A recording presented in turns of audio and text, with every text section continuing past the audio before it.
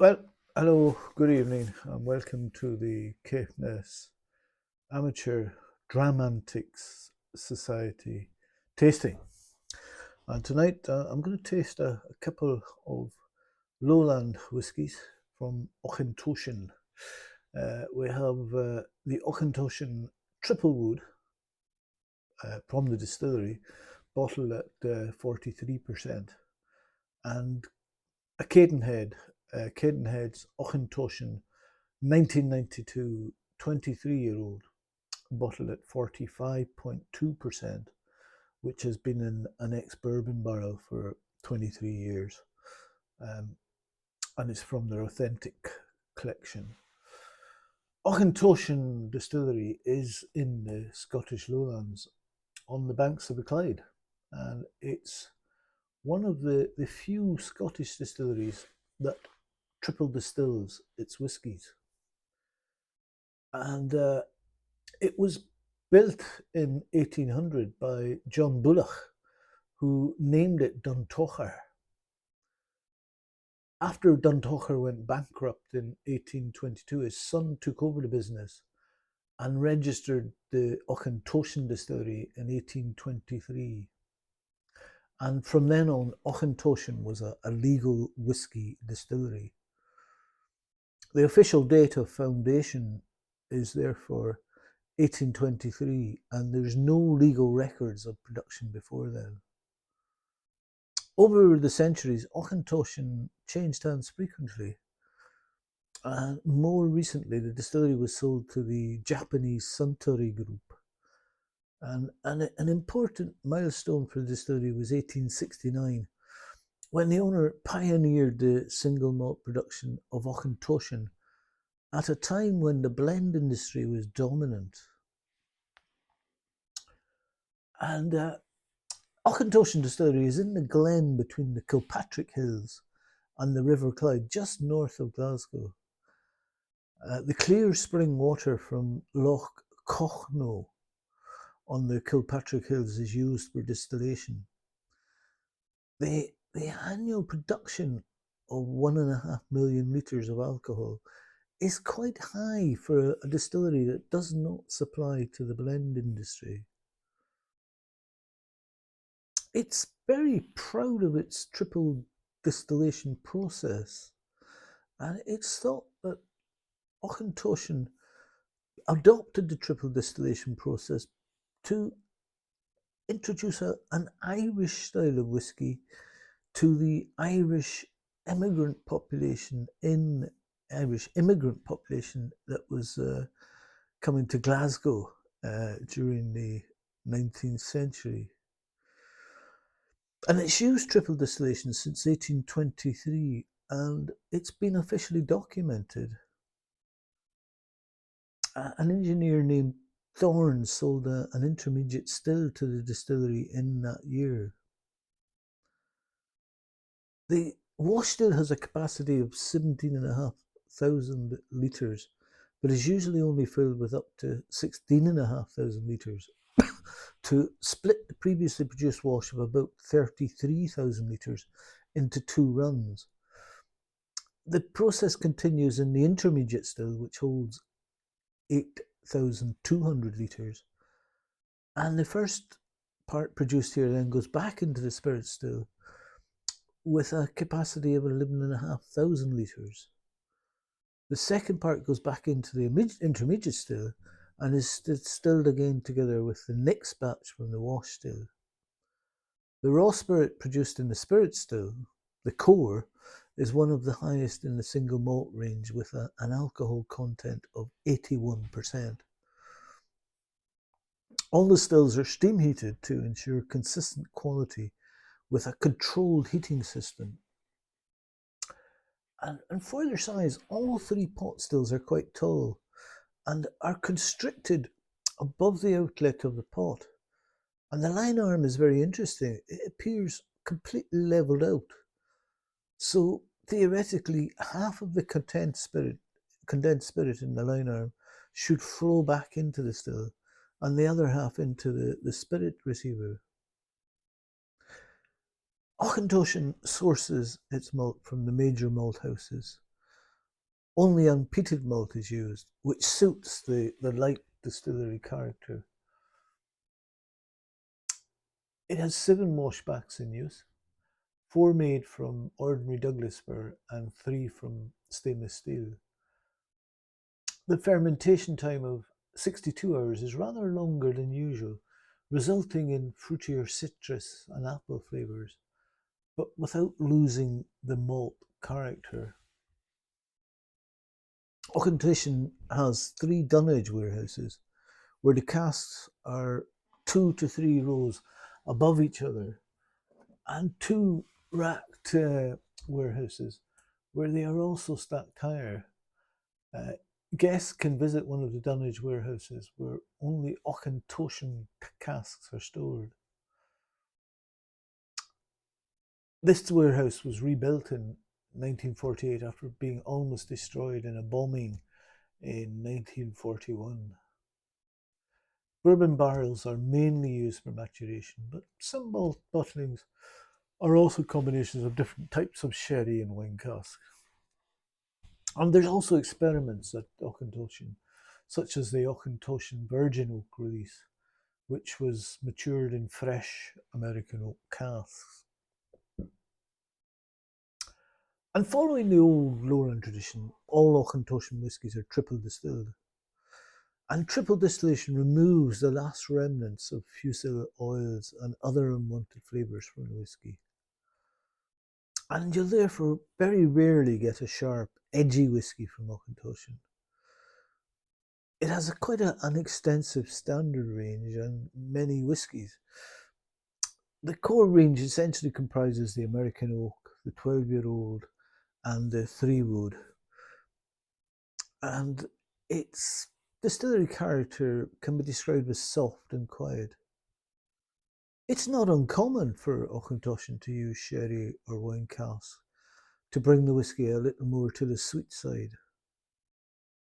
If you've tasted older bottlings such as the 18 or the 21, you'll find that Auchentoshan also produces whisky whose complexity can delight connoisseurs. And we're going to taste one later on. There's no major blended malts that contain Auchentoshan, but some independent bottlers have secured enough casks to bring their own bottlings of Auchentoshan to market, as in the Cadenhead that we'll taste shortly. So first up, we've got an Auchentoshan 3-wood, which is a lowland single malt matured in 3 different casks, namely Pedro Jimenez sherry, bourbon, and Oloroso sherry. So what have we here? It's quite dark, so that will come from the sherry. This is a non-age statement. I don't have any notes on colouring or chill filtration for this one. And it doesn't have very viscous tears at all. There are some tears, but it's not terribly sticky. Let's see what we have here. Well, there are a few tears.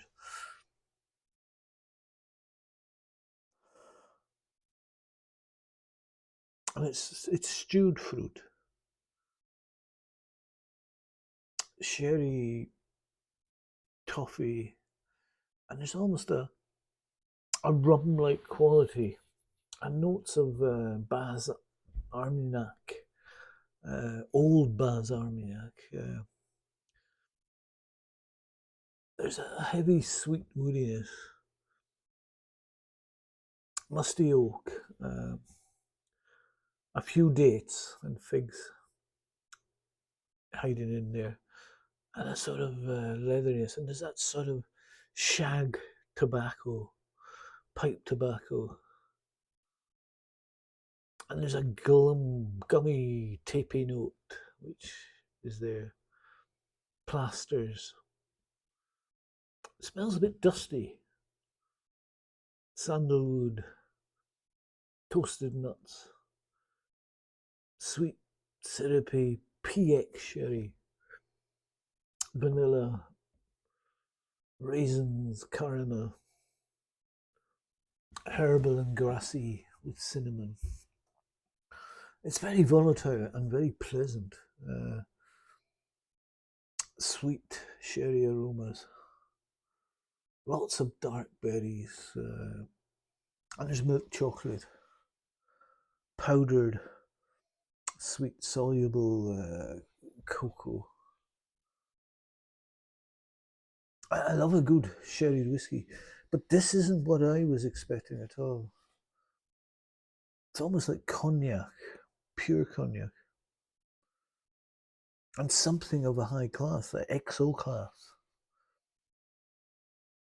Raisins, berries, a touch of vanilla and spice, and some tobacco and leather. It's quite heavy on oak, but not overpowering.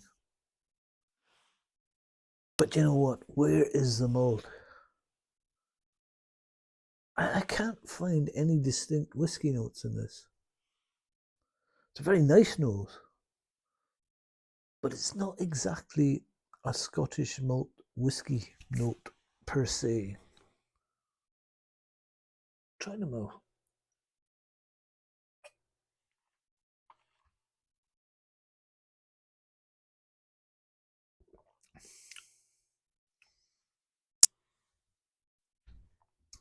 It's quite rich, and it's liqueur cherries in dark chocolate, and there's more sherried fruits, ripe dark forest fruits like black forest gateau. It's very sweet at first,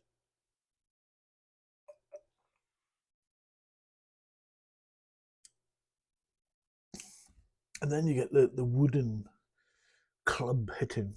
It's glowing sulphur notes, complementing the hard red roasted nuts are present. Dark milk chocolate, sloe berries, tannins, molasses, elderberries, caraway, lots of corners. The rubber notes come to the fore. The light acidity.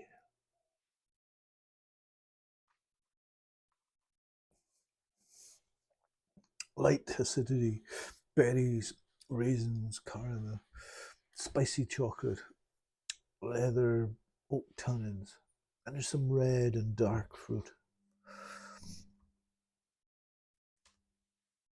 Lots of berries, chocolate, milk chocolate with raspberries, dessert chocolate. It's got a slight bitterness, cocoa, oily. It's a bit less cognac now, more like a good brandy, but still not quite the sherried whiskey I was thinking it would be. I guess this is what happens when you run a triple distilled mode without much character of its own through heavily seasoned sherry casks. The sherry has taken over the palate completely. But it's not a sherry bomb. A sherry bomb whiskey is a fine fusion of malt and brandy notes. But I'm not getting the malt here. It's a little thinner than I expected.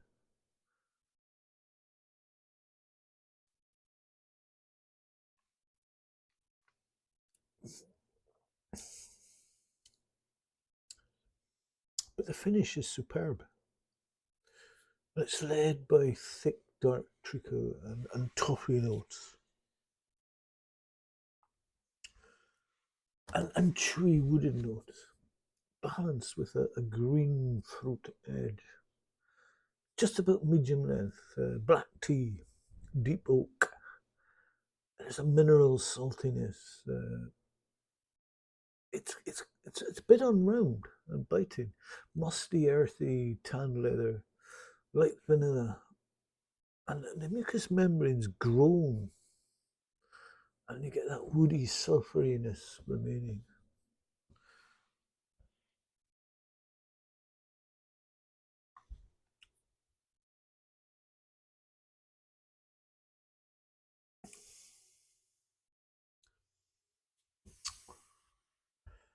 We'll try 4 drops of water in this.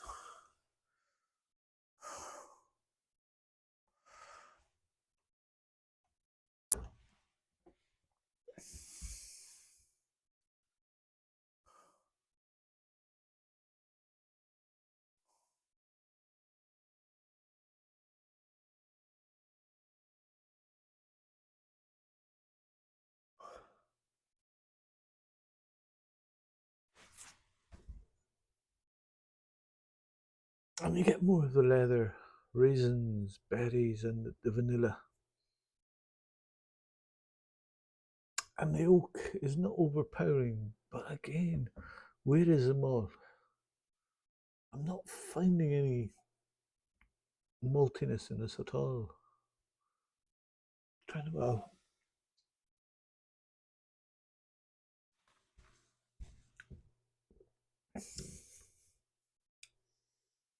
and again, it's not a sherry bomb with water. You get a very light bitter. It becomes more watery with, which of course is obvious, but it's thinner with water, and it takes away a lot of the complexity that was there before. And the finish is medium long, medium sweet and dry, moderately heavy in oak, and I'm getting more leather and tobacco in the finish, and black tea notes. Plus a light touch of pepper.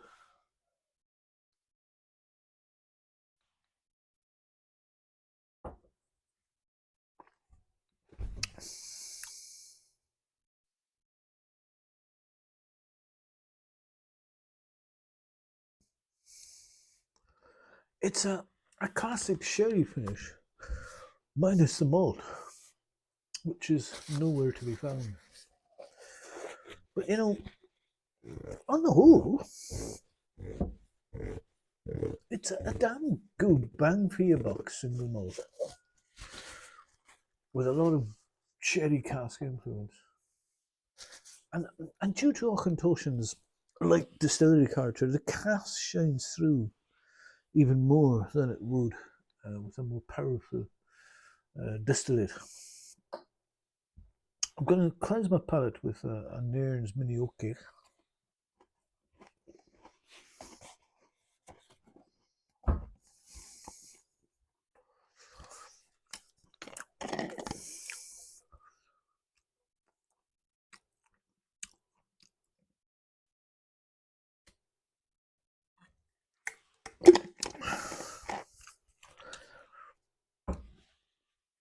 So next, we're going for a Cadenhead.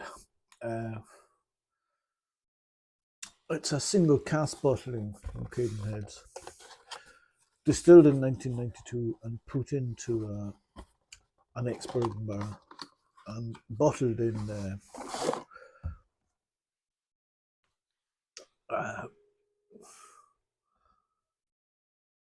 February 2016, producing 192 bottles, bottled at 45.2%. So let's see what we have here.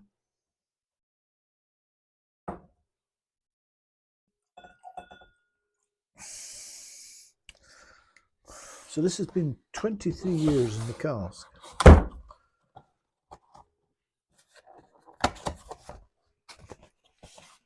An ex-bourbon barrel, albeit, but look at the paleness of that. It's very pale whiskey.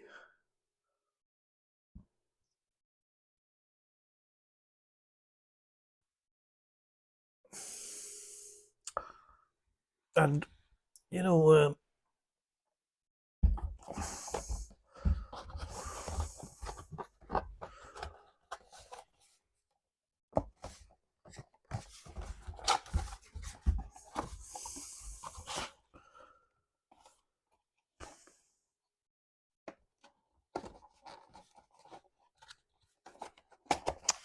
Cadenhead put on the bottle that this is cask strength, so 23 years that this was in the cask. It went down from, I think it was 63.5 to 45.2. So it just shows you the effect of the Angel's share on both the volume and the ABV.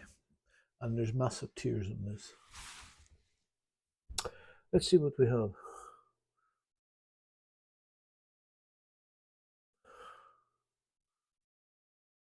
There's a little varnish and even nail polish remover in the initial nose, but then that goes away.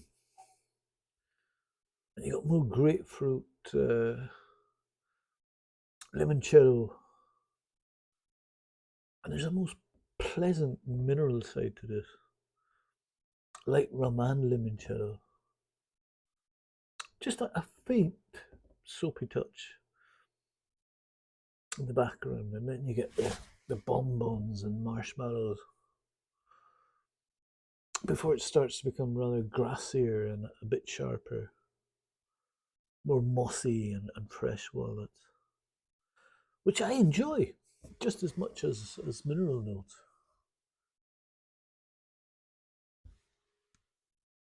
I'll try them out.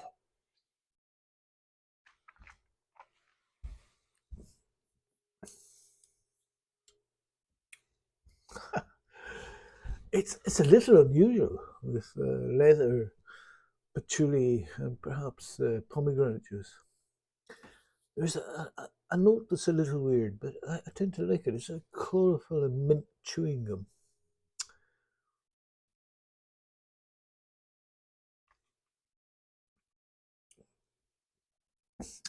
Overripe pears, orange blossom water. It's pretty singular, thus interesting and thus good.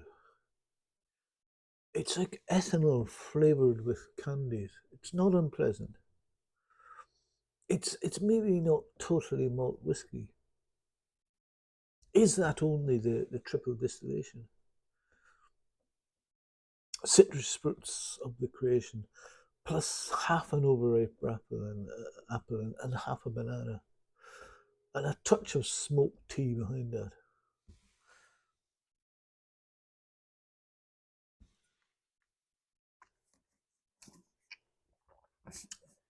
Which makes it less of a fruit bomb. It's excellent stuff. There's quite a lot of mossiness and grassy lime juice there.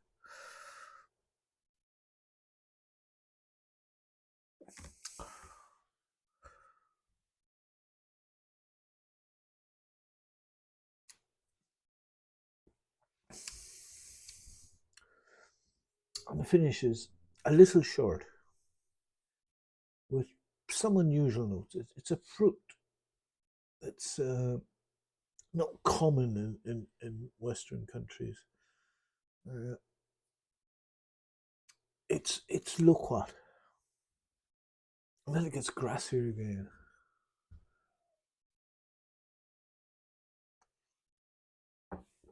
And there's that little soapiness in there as well, especially in the aftertaste. I'm going to try 5 drops of water in this.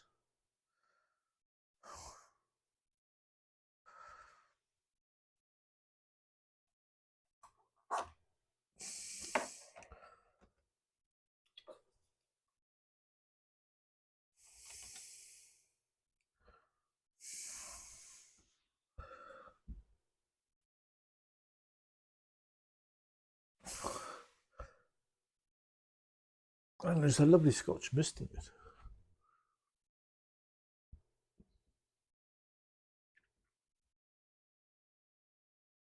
And now I get vanilla,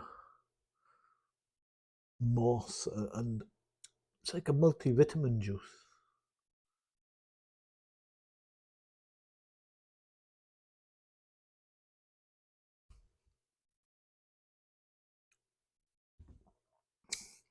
And on the mouth is like sweet lime juice and a touch of honey.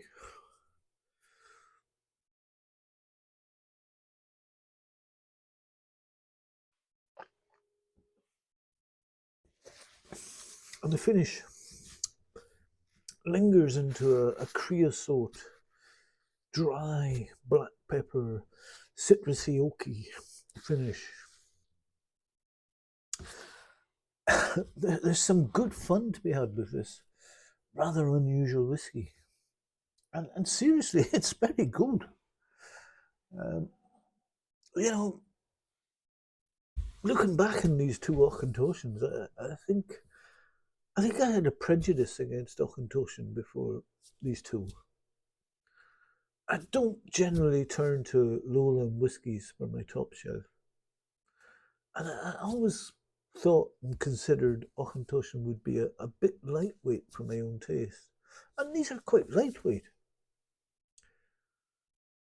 However, these 2 drams have led me to reevaluate that whole basis of my opinion. And I think what happens is the light distillery character allows the cask, when the casks were as good as these casks were, to shine through.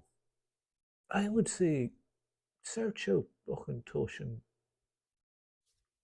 try it and see what you think. Thank you for listening.